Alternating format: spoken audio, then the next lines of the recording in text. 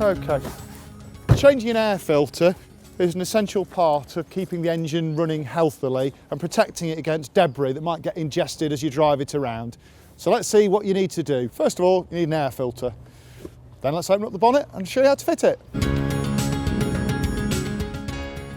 Okay, your air filter is housed in this box here.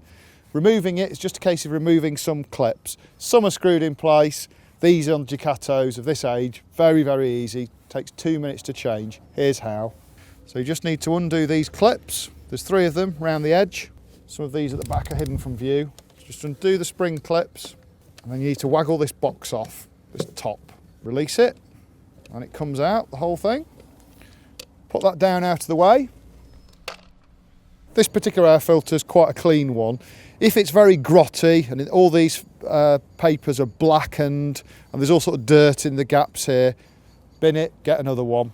This is a paper element which has a very high surface area, so it takes a long time to clog it up. But yeah, it'll affect your engine's running, economy, overall power, and most importantly, emissions. So it's always good to have a nice clean air filter for your engine to be working at its most efficient. First thing to check with a new filter, check it's the right one. So get it out and just physically compare the size of it. Are the holes the similar diameter, the flanges the same? This one looks identical, so we're good to go.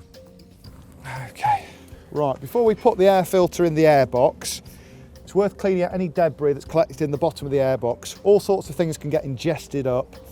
The van sucks its air in here through this intake, and it ends up in the air box there. It's then filtered before it goes into the engine. So any bits and pieces in there, it's worthwhile clearing it out if there's any debris. But be very careful not to drop it into the engine. It's also worth checking for any rodents, because it's not uncommon for rodents to come up in air boxes. On this particular one, I think it's unlikely, but you never know. Some creatures can get all over the place.